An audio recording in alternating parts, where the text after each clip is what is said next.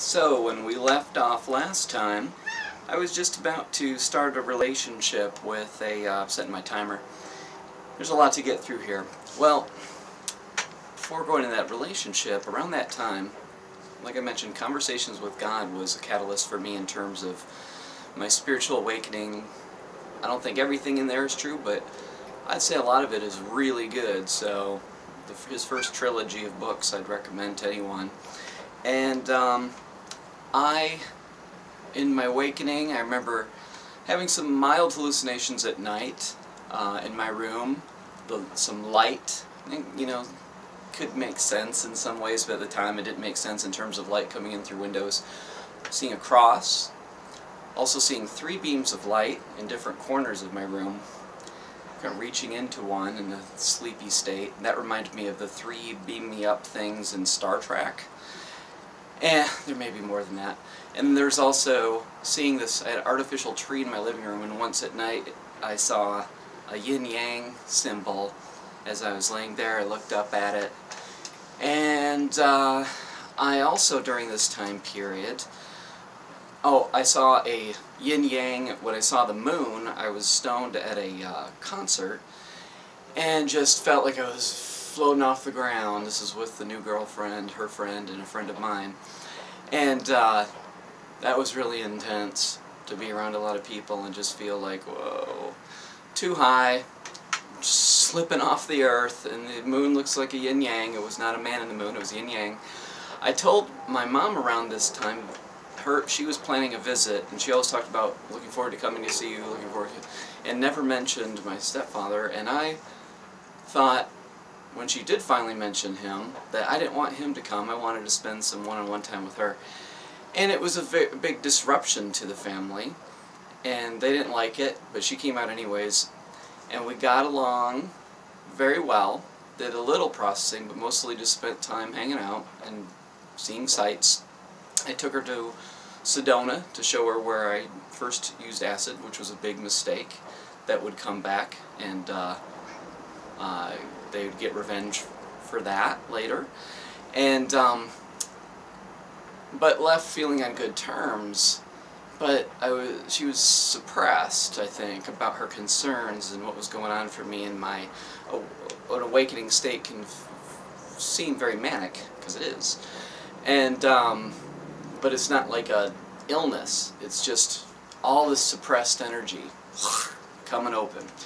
So this girlfriend and I that I started seeing, she hadn't had sex without being drunk for like 7 years, but she felt trusting with me and was able to open up. But she had had a lot of hurt, and she'd been sexually abused by her grandpa. And I remember towards the beginning of the relationship, I was at her place, probably high, pot, and saw a comedian on TV, and everything he was referencing felt like it was about my childhood. And I started my mind was racing and freaking out, and I wondered if something had happened to my sister, and I don't think that it did, but my dad had kind of like an overly sexual energy to be around, and my mom was very non-sexual in her energy, and so there's something with that. But I think I was picking up on my girlfriend's abuse, and I just felt overwhelmed and tripped, and I just asked her to drive me back to my place, and it was very overwhelming. Her and her roommate were both into tarot, as was I. Osho's in, and I think there was like this feeling for me that it's like, okay, instead of with my mom and sister, I'm with 2 women that are interested in spirituality. They're not interested in dogma, it seemed. And I liked them both, was attracted to them both, and it felt very healing and cozy. But before the summer ended, her and I were, my girlfriend and I were going to move to the Bay Area. But right, like a week or 2 before, very shortly before that, I just felt like I did not want to go with her. And I think I was conscious of her issues and how it wasn't where I was at. And so I told her, and I was very, very mean. I said, like, I don't know if you're smart enough to understand this, which is stupid because she was smart. It was just pushing her away and just feeling like, and before that I'd thought about maybe my birth mom could move out. And one of my former clients, I talked to her about moving out with her child. Like, just trying to form some community, like force this kind of like, you know, recreation of a family. But it ended up being a time of just me going deeper into my awakening. And while I was out there, I ended up in Santa Cruz. I remember asking God to speak to me through text. And I was living off credit cards and what savings I had, and mostly credit cards, cash advances and stuff. And I once was late at night watching TV. Only I wasn't high or anything, but all of a sudden every channel, right towards the end of Saturday Night Live, every channel that I switched to, there was something about fish or the ocean, and it was just like I could feel this intensity building up, and then these white words appeared on a black screen. Are you sure you want to know this? And then like it would go black, and it's like, are you absolutely sure? And it was really intense, and it talked about, it's about fishing. Well, not exactly fishing. And I took this as a metaphor later on in my life.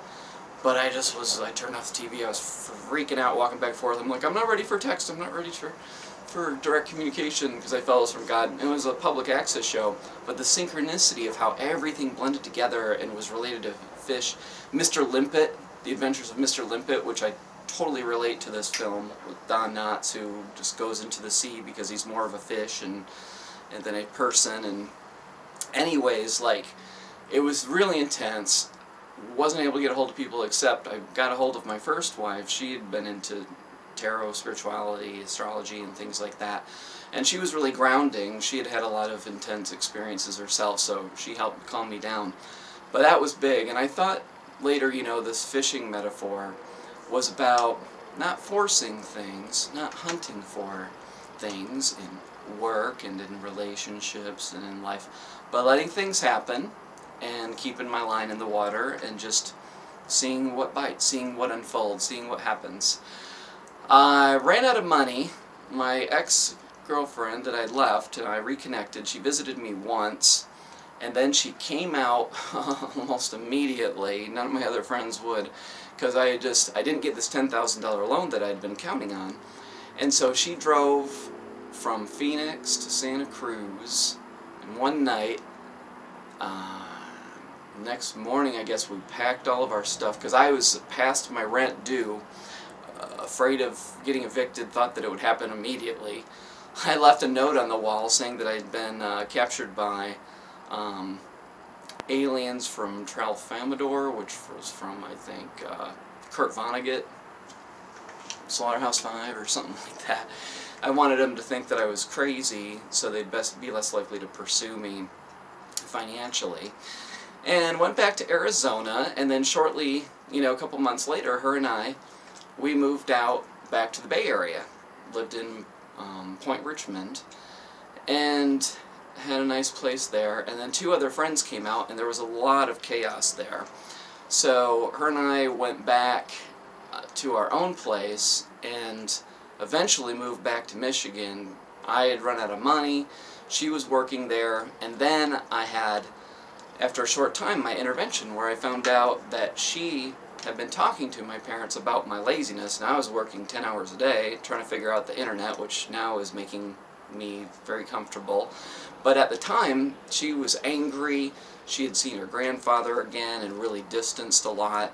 We had a good sexual experience towards the end of the relationship, and then she closed down afterwards and just got really pushing away. And then at my intervention, which was for pot and not having enough money, they wanted me to do inpatient treatment, which was crazy. I had already worked as a counselor. I knew I didn't need that.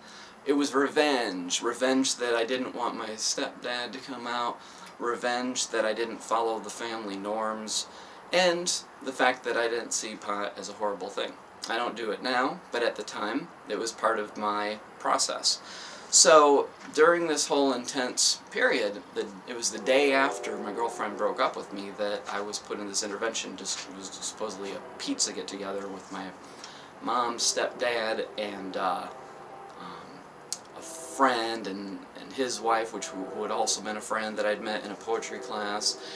And he, I think, he told me once after they were married that it could have been me that married her, and I was like, whatever, you know, that's your stuff. And I didn't want anything to do with her. She turned out to be, I thought, a pretty angry person.